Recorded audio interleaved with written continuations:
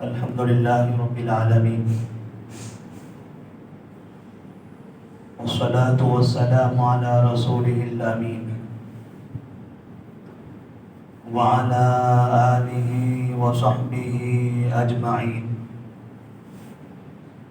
ومن تبعهم بإحسان إلى يوم الدین اما بعد فأعوذ باللہ من الشیطان الرجیم بسم اللہ الرحمن الرحیم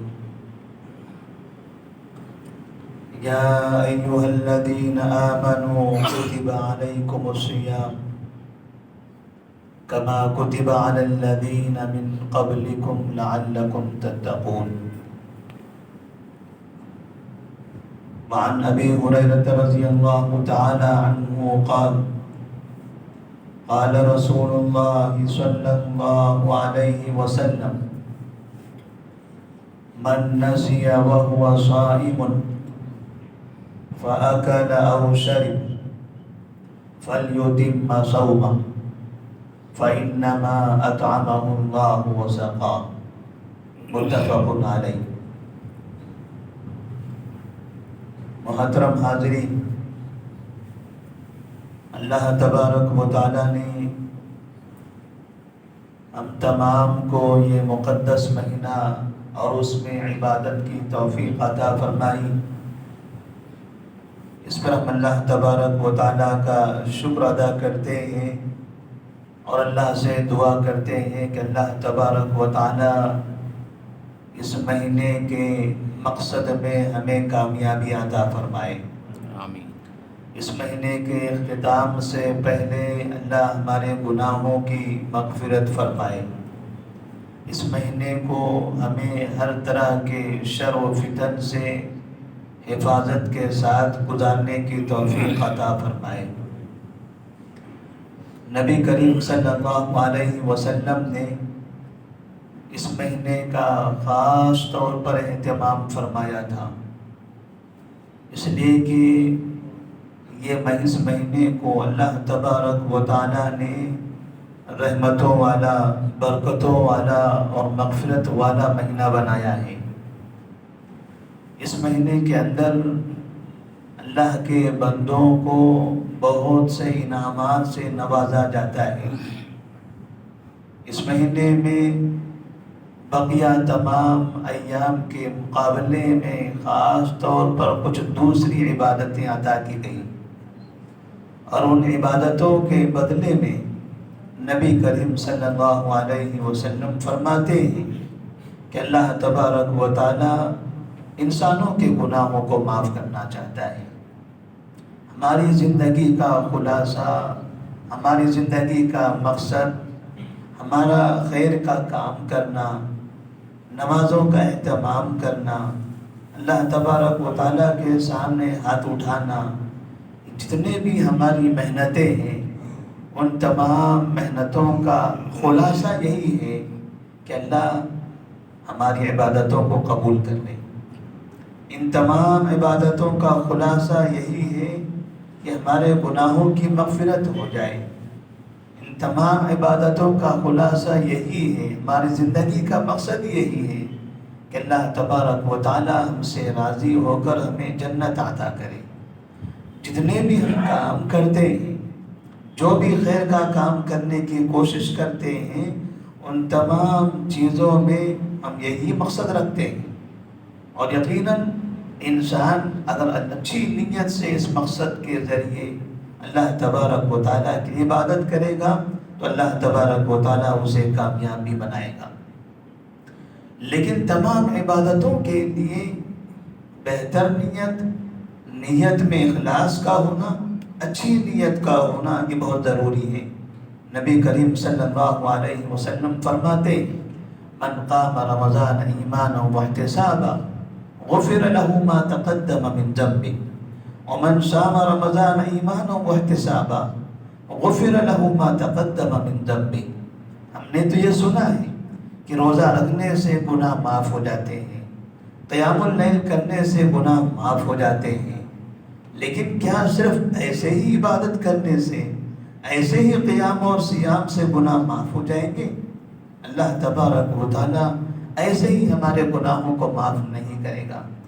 گناہوں کی معافی کے لیے نبی صلی اللہ علیہ وسلم نے شرط لگائی ہے، من صام رمضان ایمانا واحتسابا، من قام رمضان ایمانا واحتسابا، تب کہا غفر له ما تقدم من ذنبه۔ آپ ایمان کے ساتھ، اچھی نیت کے ساتھ، اخلاص کے ساتھ اگر روزہ رکھتے ہو، اخلاص کے ساتھ اگر قیام اللیل کرتے ہو، تب اللہ تبارک و تعالیٰ گناہوں کو معاف کرتا ہے۔ کیونکہ عبادتوں کی قبولیت کے لیے جو سب سے اہم چیز ہے وہ ہے نیت، اور نبی نے فرمایا انما الاعمال بالنیات، تمام اعمال کا دار و مدار نیت پر ہے۔ تو ایسی صورت میں ہماری نیت کا بہتر ہونا ضروری ہے۔ نیت مخلص ہوگی، ہم نیت میں اچھے ہوں گے تو اللہ تبارک و تعالی ہماری عبادتوں کو قبول بھی فرمائے گا اور ہماری مغفرت بھی ہو جائے گی۔ نبی کریم صلی اللہ علیہ وسلم نے رمضان کے مہینے میں جتنی تعلیمات عطا فرمائی ہیں، ان تعلیمات کے جو اہم مقاصد ہیں، اگر ہم ان چیزوں پر غور کرتے ہیں تو ہمیں اندازہ ہوتا ہے کہ پورا رمضان یہ باقاعدہ ہمدردی والا مہینہ ہے، ایک دوسرے کے ساتھ اچھے برتاؤ والا مہینہ ہے، ایک دوسرے کے ساتھ اچھے تعلقات والا مہینہ ہے۔ عبادتیں صرف اللہ کی عبادتوں کا نام نہیں ہوتا ہے، عبادت اللہ کی عبادتوں کے ساتھ ساتھ بندوں کے ساتھ اچھے برتاؤ کا نام ہے۔ اسی لیے نبی کریم صلی اللہ علیہ وسلم نے ایک مرتبہ صحابہ رضی اللہ تعالیٰ عنہ سے پوچھا تھا اتدرون من المفلس، تم جانتے ہو مفلس کس کو کہتے ہیں؟ تم جانتے ہو کنگال انسان کون ہے؟ پریشان حال بدحال انسان کون ہوگا؟ صحابہ رضی اللہ تعالیٰ عنہ نے کہا المفلس فینا من لا درہم لہ ولا متاع، مفلس اور کنگال انسان تو وہ ہوتا ہے جس کے پاس پیسے نہ ہو، دینار و درہم نہ ہو، دولت نہ ہو، وہ کنگال انسان مانا جاتا ہے۔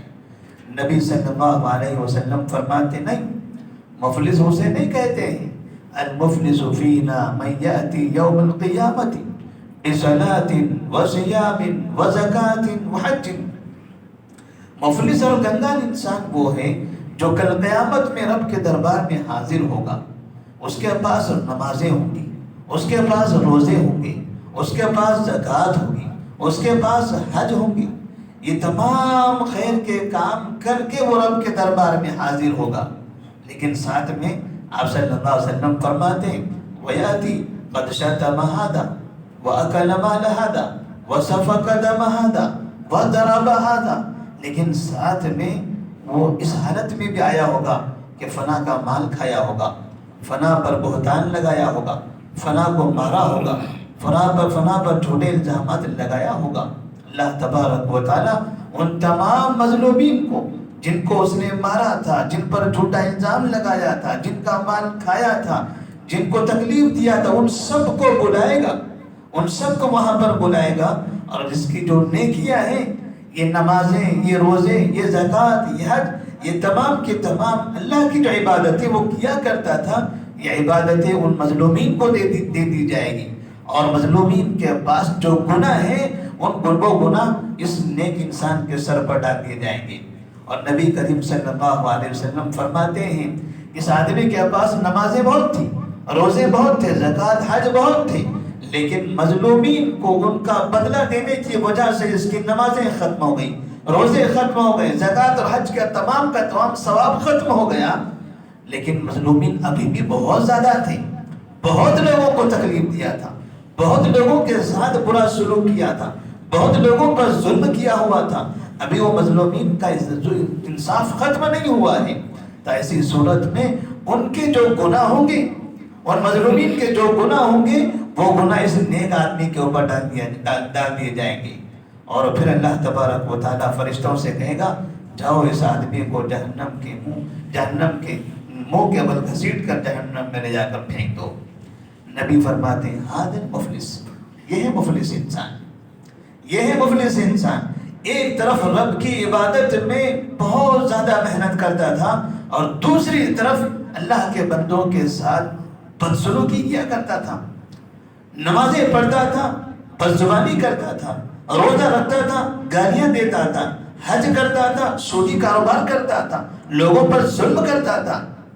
نبی صلی اللہ علیہ وسلم فرماتے ہیں اس کی تمام نیکیاں برباد کر دی جائے گی، باقاعدہ مظلومین کے گناہ اس کے سر پر ڈال دیے جائیں گے، نیکیاں سب ختم ہو جائے گی، اب سراپا صرف اور صرف گناہوں کا مجسم بن جائے گا اور اسے جہنم کے اندر منہ کے بل گھسیٹ کر پھینک دیا جائے گا۔ اس سے ایک بات تو یہ بھی سمجھ میں آتی ہے کہ دنیا کے اندر جو مظلوم ہوتے ہیں، جو کمزور ہوتے ہیں، جو غریب ہوتے ہیں، بار بار لوگوں کے طعنے سنتے رہتے ہیں، کچھ پہلوان ہوتے ہیں، کچھ طاقتور ہوتے ہیں، ہمیشہ ظلم کرتے ہیں، اور کمزور ہمیشہ سہتے رہتے ہیں۔ آخر کب انصاف ملے گا؟ آخر کب ہمارے لیے لوگ آواز اٹھائیں گے؟ باقاعدہ پوری زندگی ظلم سہتے سہتے اس دنیا سے چلا جاتا ہے، لوگوں سے باقاعدہ اسے انصاف ملنے کی امید نہیں ہوتی ہے۔ ایسے مظلوم کو یہ سمجھ لینا چاہیے کہ دنیا میں اگر انصاف نہیں ملتا ہے تو اس کے لیے آخرت میں بہت بڑا انعام ہے، آخرت میں بہت بڑا انعام ہے۔ دنیا میں کوئی ظلم کرتا ہے تو اپنی زبان کا غلط استعمال کر کے ظالم کو گالیاں نہ دے، یہ ظالم ظلم کر کے آخرت میں آپ کو فائدہ پہنچانا چاہتا ہے، یہ ظالم برا سلوک کر کے آخرت میں آپ کو نیکیاں دینا چاہتا ہے۔ آپ جواب میں گالیاں دے کر، بہتان تراشیاں کر کر، برا سلوک کر کے آپ اپنے ثواب کو، اپنے موقع کو خراب نہ کریں۔ اللہ تبارک و تعالیٰ نے باقاعدہ اس کے لیے آخرت میں بڑا انعام رکھا ہے۔ نبی کریم صلی اللہ علیہ وسلم نے رمضان کی ابتدا میں فرمایا تھا صوموا لرؤیتہ وافطروا لرؤیتہ۔ آپ صلی اللہ علیہ وسلم کا ایک فرمان رمضان کے مہینے میں ایک سبق ہے، عبرت ہے، نصیحت ہے۔ آپ صلی اللہ علیہ وسلم فرماتے ہیں آپ چاند دیکھ کر روزہ شروع کرو، اور جب چاند دیکھو تو افطار کر لو، یعنی چاند دیکھنے کے بعد آپ عید منا لو۔ نبی کریم صلی اللہ علیہ وسلم کے ایک مشہور صحابی عبداللہ بن عباس رضی اللہ تعالی عنہما، جو مفسر قرآن بھی ہیں، مدینہ منورہ کے اندر موجود تھے، اور اس وقت ام الفضل نامی ایک صحابیہ نے باقاعدہ قریب رحمہ اللہ کو ملک شام کی طرف روانہ کیا تھا کہ ملک شام میں ان کا کچھ کام تھا، کہا کہ جائیے ملک شام میں ہمارا کام کر کے آئیے۔ قریب رحمہ اللہ ملک شام گئے، وہاں جانے کے بعد رمضان شروع ہو گیا۔ رمضان کا کچھ عرصہ انہوں نے گزارا، رمضان ختم ہونے سے پہلے واپس مدینہ منورہ تشریف لائے۔ عبداللہ بن عباس رضی اللہ تعالی عنہما نے ان سے ملک شام کے حالات پوچھے۔ وہاں معاویہ بن ابی سفیان رضی اللہ تعالی عنہ حاکم تھے، ان کے حالات کے بارے میں انہوں نے سوالات کیے، اور پھر ان سے پوچھا آپ نے چاند کب دیکھا تھا؟ انہوں نے کہا کہ ہم نے چاند جمعہ کی رات میں دیکھا تھا۔ عبداللہ بن عباس کہتے ہیں ہم نے تو ہفتے کی رات دیکھا ہے، یعنی آپ نے ایک دن پہلے چاند دیکھا، ہم نے ایک دن بعد چاند دیکھا ہے۔ تو قریب رحمہ اللہ فرماتے ہیں الا تکتفی برؤیت معاویہ وصیامہ، کیا تمہیں معاویہ رضی اللہ تعالیٰ عنہ کی رؤیت اور ان کا صیام کافی نہیں ہے؟ انہوں نے جمعہ کی رات کو دیکھا تھا، تو کیا ان کی رؤیت آپ کے لیے کافی نہیں ہے؟ ان کا دیکھنا، ان کا روزہ شروع کرنا، یہ آپ کے لیے دلیل نہیں ہے؟ عبداللہ بن عباس رضی اللہ تعالیٰ عنہما نے کہا لا، نہیں، ہکذا امرنا رسول اللہ صلی اللہ علیہ وسلم صوموا لرؤیتہ وافطروا لرؤیتہ، اسی طرح ہمیں نبی کریم صلی اللہ علیہ وسلم نے حکم دیا ہے کہ چاند دیکھو روزہ رکھو، چاند دیکھو عید مناؤ۔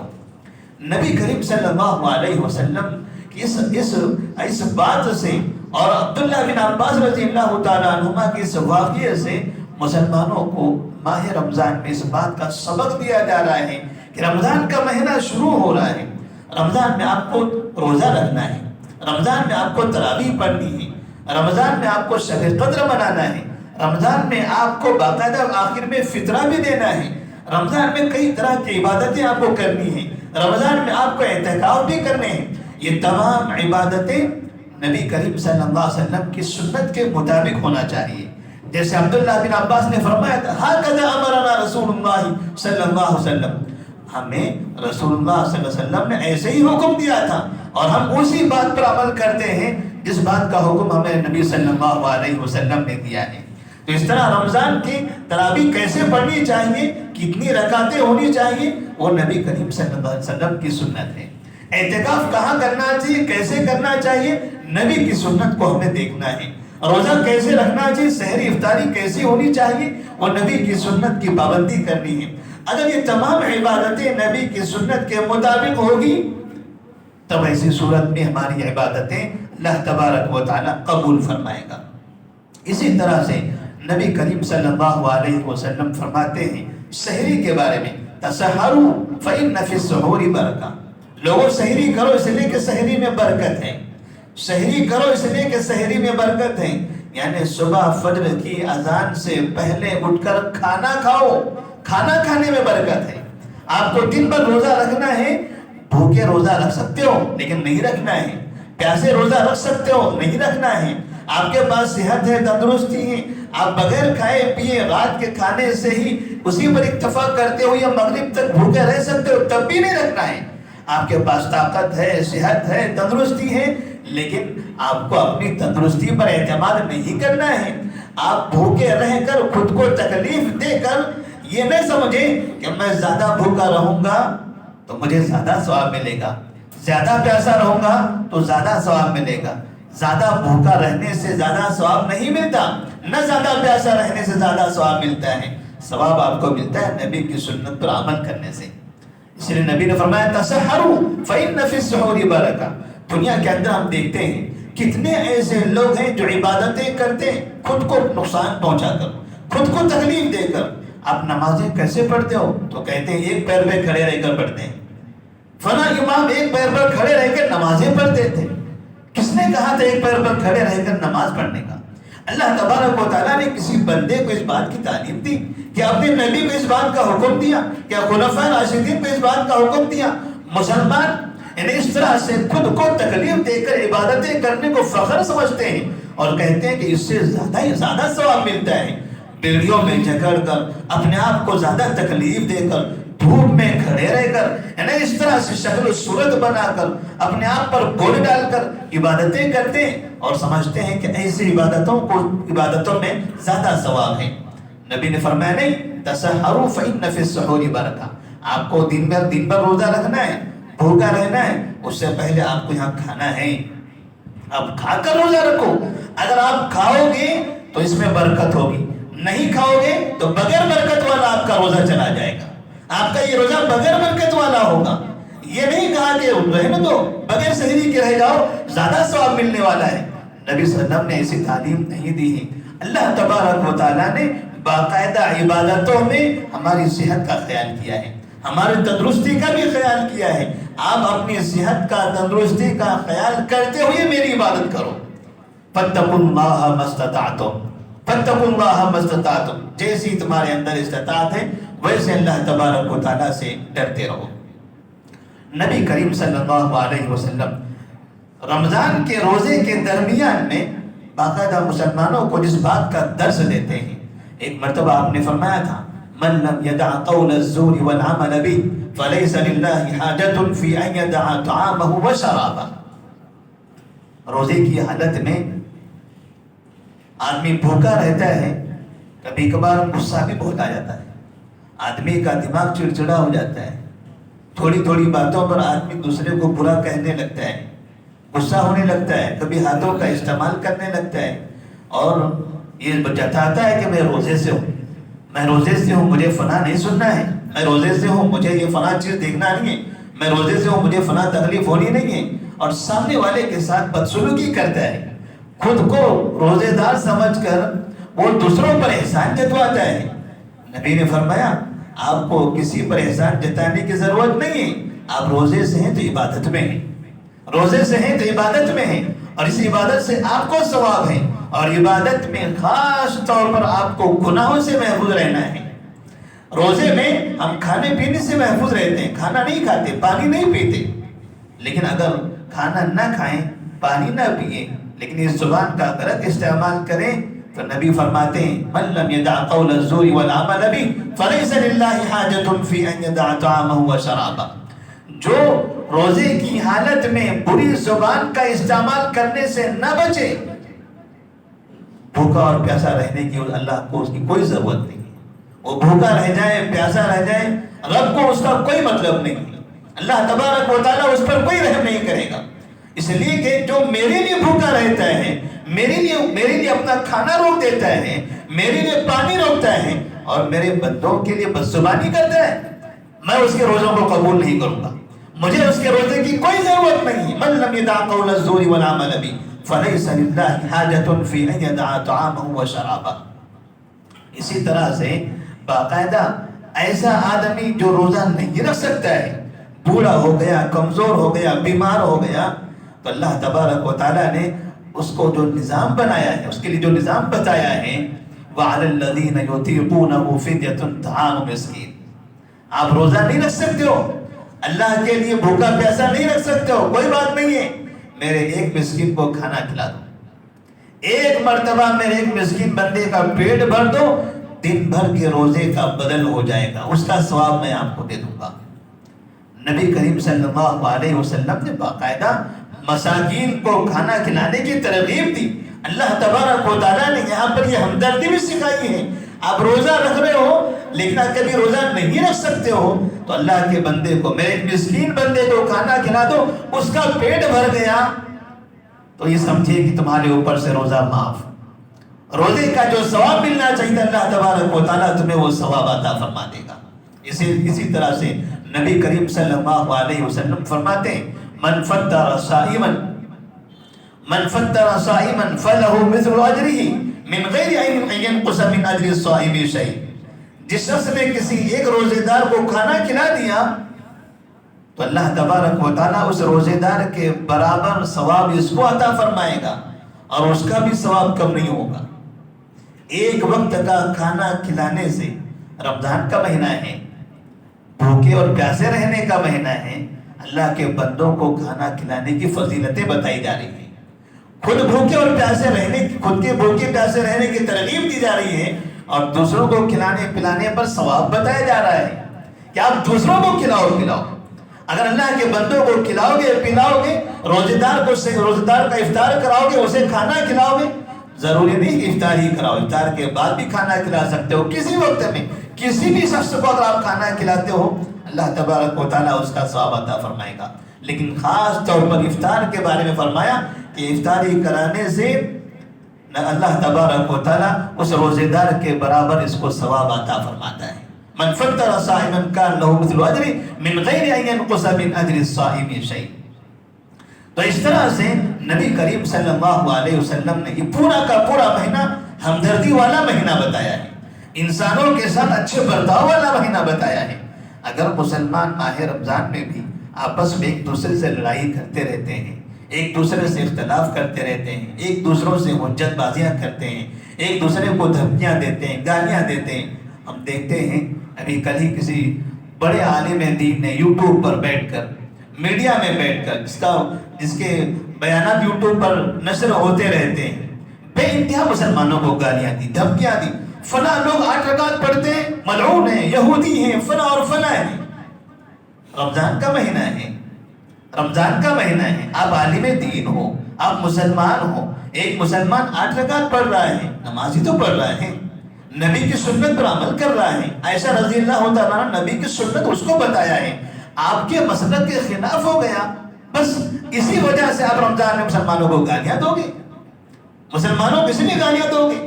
یعنی اس طرح سے مسلمان علماء اکرام، علماء باقاعدہ جمعہ میں ممبروں پر کھڑے ہو کر تراویح کے مسائل کو لے کر گالیاں دیتے ہیں، ایک دوسرے کو کافر قرار دیتے ہیں، ایک دوسرے کو یہودی اور نصرانی کہہ دیتے ہیں، ایک دوسرے کو دین کا دشمن بتانے لگتے ہیں۔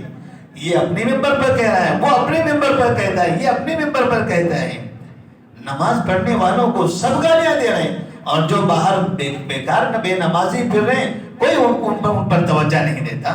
جو 8 بھی نہیں پڑھتا اور 20 بھی نہیں پڑھتا ہے، اس کے خلاف اس کے بارے میں کوئی توجہ نہیں دیتا۔ یہ 8 پڑھنے والوں کو گالیاں دیتا ہے، وہ 20 پڑھنے والے کو گالیاں دے رہا ہے۔ کیا رمضان کا مہینہ اسی لیے ہے؟ اللہ تعالیٰ نے شیاطین کو کیوں بند کر دیا تھا؟ کیوں نبی نے فرمایا تھا کہ شیاطین اس مہینے کی ابتدا میں بند کر دی جاتے ہیں؟ تاکہ کم سے کم تم سدھر جاؤ۔ سال کے 11 مہینے جو زبان کا غلط استعمال کرتے ہوئے آئے ہو، کم سے کم اس مہینے کے اندر تو اپنی زبان کو پاک و صاف کر لو۔ یا ایھا الذین آمنوا کتب علیکم الصیام کما کتب علی الذین من قبلکم لعلکم تتقون۔ اسی لیے اللہ تبارک و تعالیٰ فرماتا ہے، لوگوں، اے مومنوں، تم پر روزہ فرض کیا گیا ہے۔ روزے کی فرضیت کا مقصد کیا ہے؟ یہ روزہ پہلے بھی فرض ہوا تھا، آج بھی فرض ہوا اور قیامت تک کے فرض رہے گا، لیکن اس فرضیت کا مقصد کیا ہے؟ صرف بھوکے اور پیاسے رہنا نہیں، لعلکم تتقون، تاکہ تم متقی بنو، پرہیزگار بنو، نیک بنو۔ مسلمان کو، اللہ کے بندے کو نیک بنانے کے لیے، متقی بنانے کے لیے، برائیوں سے محفوظ کرنے کے لیے روزہ فرض کیا گیا ہے، صرف بھوکے اور پیاسے رکھنے کے لیے روزہ فرض نہیں کیا گیا۔ اسی لیے نبی کریم صلی اللہ علیہ وسلم عبداللہ بن عباس رضی اللہ تعالیٰ عنہما سے فرماتے ہیں، یا غلام انی اعلمک کلمات احفظ اللہ یحفظک احفظ اللہ تجدہ تجاہک اذا سألت فاسأل اللہ وإذا استعنت فاستعن بالله واعلم أن الأمة لو اجتمعت على أن ينفعوك بشيء لم ينفعوك إلا بشيء قد كتبه الله عليك وإن اجتمعوا على أن يضروك بشيء لم يضروك إلا بشيء قد كتبه الله عليك۔ اے بچے، میں تمہیں کچھ باتوں کی تعلیم دیتا ہوں۔ احفظ اللہ یحفظ، اللہ تبارک و تعالیٰ کی حفاظت کرو، اللہ کو یاد کرتے رہو، اللہ تمہیں یاد کرتا رہے گا۔ اللہ کو یاد کرتے رہو، یعنی ہمیشہ ہر جگہ تم رب کا خوف اپنے دل میں پیدا کرو، ہمیشہ رب سے ڈرتے رہو، اللہ تبارک و تعالیٰ تمہاری حفاظت کرے گا، تمہاری نگہبانی کرے گا۔ احفظ اللہ یحفظک احفظ اللہ تجدہ تجاہک، اللہ کو یاد کرتے رہو، ہمیشہ وہ تمہاری مدد کے لیے تیار ہوگا۔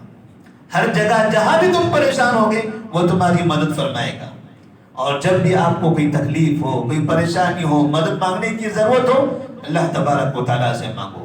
کوئی نعمتوں کا مطالبہ ہو، کوئی اچھی چیز آپ چاہتے ہو، کچھ مانگنا چاہتے ہو، اپنے رب سے مانگو، اور یقین کر لو کہ دنیا کی ساری قومیں مل کر تمہیں فائدہ پہنچانا چاہے تو نہیں پہنچا سکتی، مگر اتنا ہی جتنا کہ آپ کے مقدر میں ہے، جتنا اللہ تبارک و تعالیٰ چاہے۔ اگر ساری قومیں مل کر تم کو نقصان پہنچانا چاہے، نقصان نہیں پہنچا سکتی، مگر اتنا ہی جتنا رب تمہیں نقصان پہنچانا چاہے۔ چھوٹے سے بچے کو نبی کریم صلی اللہ علیہ وسلم نے اس بات کی تعلیم دی تھی کہ ہمیشہ اللہ کو یاد کرتے رہنا چاہیے۔ اتق اللہ حیث ما کنت، جہاں کہیں بھی ہو اللہ سے ڈرتے رہو۔ عمر فاروق رضی اللہ تعالیٰ عنہ کے زمانے کا واقعہ ہے، تقوی سے متعلق بعض لوگ اس طرح کے واقعات کا ذکر کرتے ہیں کہ عمر فاروق رضی اللہ تعالیٰ عنہ کا دور تھا، اور رات میں گشت کرنے کے لیے اپنے گھر سے نکلے ہوئے تھے کہ دیکھا کہ ایک جگہ پر کہیں گھر کے اندر سے آواز آ رہی ہے۔ ایک عورت اپنے بچی سے، اپنی بیٹی سے کہتی ہے، بیٹی دودھ میں پانی ملا لو، بیٹی دودھ میں پانی ملا لو۔ مقصد کیا تھا دودھ میں پانی ملانے کا؟ مقصد یہ تھا کہ تھوڑا سا دودھ زیادہ ہو جائے گا، جب بیچیں گے تو کچھ پیسہ زیادہ ملے گا، لاکھوں روپیہ نہیں ملنے والا ہے، بس چند پیسے زیادہ ملنے والے ہیں۔ آدھا لیٹر کے بجائے 1 لیٹر، 1 کے بجائے 1.5 لیٹر، 1.5 کے بجائے 2 لیٹر ہو جائیں گے، بس تھوڑے سے پیسے زیادہ ملیں گے۔ اس بیٹی نے کہا، امی جان، امیر المؤمنین عمر فاروق رضی اللہ تعالیٰ عنہ نے ہم کو اس سے منع کیا ہے، دودھ میں پانی ملانا منع ہے، اس سے روکا ہے۔ ماں نے کہا، بیٹی رات کا وقت ہے، دروازہ بند ہے، یہاں کوئی موجود نہیں ہے، عمر فاروق رضی اللہ تعالیٰ عنہ تو اپنے گھر میں سو رہے ہوں گے، انہیں کہاں سے معلوم پڑے گا کہ تم نے دودھ کے اندر پانی ملایا ہے؟ تو بیٹی نے کہا، لو لم یرانا عمر بن الخطاب فیرانا ربہ، اگر عمر فاروق رضی اللہ تعالیٰ عنہ ہمیں نہیں دیکھ رہے ہیں تو کیا ہوا، اس کا رب تو ہمیں دیکھ رہا ہے۔ اس کا رب تو ہمیں دیکھ رہا ہے. ماں میں غلطی تھی لیکن اللہ تبارک و تعالیٰ نے بیٹی کو ایماندار بنایا تھا. بیٹی کے دل میں اللہ تبارک و تعالیٰ کا خوف تھا. بیٹی نے باقاعدہ اپنی ماں کو بھی نصیحت کر دیا, بتا دیا اتق اللہ حیث ما کنت. میرے نبی نے کہا جہاں کہیں بھی ہو اللہ سے ڈرتے رہو. اس تاریکی میں بند دروازے کے اندر بھی اگر ہم کوئی گناہ کر رہے ہیں تو اللہ تبارک و تعالیٰ ہمیں دیکھ رہا ہے.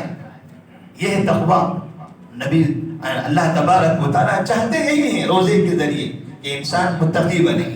تو ہم روزہ رکھتے ہیں روزے کی حالت میں جہاں پر ہم اللہ تبارک و تعالیٰ کی عبادت انجام دیتے ہیں, وہی ہمیں اپنے اخلاق کو بھی اچھا بنانے کی ضرورت ہے.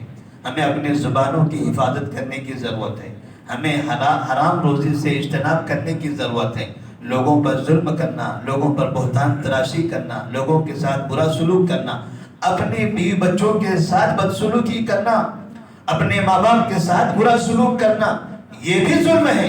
اور اس ایسے تمام مظالم سے, تمام برائیوں سے ہم اپنے آپ کو بچائیں. یہ ہمارے رمضان کے مہینے کا اصل مقصد ہے. اللہ تبارک و تعالیٰ سے دعا ہے کہ اللہ تبارک و تعالیٰ ہم تمام کو اس مہینے کے روزوں کا صحیح فائدہ اٹھانے کی توفیق عطا فرمائے. ہر طرح کی برائیوں سے ہم سب کی حفاظت فرمائے. ہمیں اپنی زبانوں کی حفاظت کرنے کی توفیق عطا فرمائے. حلال روزی کمانے اور حرام روزی سے اجتناب کرنے کی توفیق عطا فرمائے. اللہ تبارک و تعالیٰ خاص طور پر ماہ رمضان میں جو علماء کرام ایک مسلکی اختلافات کی بنا پر ایک دوسروں کو برا کہتے ہیں, گالیاں دیتے ہیں, بدتمیزی کرتے ہیں, دھمکیاں دیتے ہیں, چیلنج کرتے ہیں, اللہ ایسے علماء کو ہدایت دے دے, ایسے علماء کو ہدایت دے دے. مسلکی اختلاف کو جن لوگوں نے کہا تھا اختلاف امتی رحمت, میری امت کا اختلاف رحمت ہے, امت کے اختلاف کو رحمت بتا کر اختلاف شروع کیا اور اختلاف ہونے لگا تو آپس میں گالیاں دینے لگے. نبی نے تو کبھی نہیں کہا اختلاف رحمت ہوتا ہے, اختلاف تو ہمیشہ زحمت ہے. اللہ تبارک و تعالیٰ ہم مسلمانوں کو آپ سے اختلافات سے محفوظ رکھے, ہم تمام کی زبانوں کی حفاظت فرمائے, ہم تمام مسلمانوں کو اتحاد اتفاق کے ساتھ مل جل کر رہنے کی توفیق عطا فرمائے. ہم میں سے جو لوگ بیمار ہیں, پریشان حال ہیں, اللہ تبارک و تعالیٰ ان کی مدد فرمائے, ان کی پریشانیوں کو ختم فرمائے, بیماروں کو شفا عطا فرمائے. جو مقروض ہیں اللہ تبارک و تعالیٰ ان کی قرض کو ادا کرنے میں آسانی پیدا فرمائے. اے اللہ تو ہمیں صحیح علم عطا فرما, ہمیں برائیوں سے, ہر طرح کے شرک سے, بدعت و خرافات سے محفوظ کر لے. وآخر دعوانا ان الحمدللہ رب العالمین.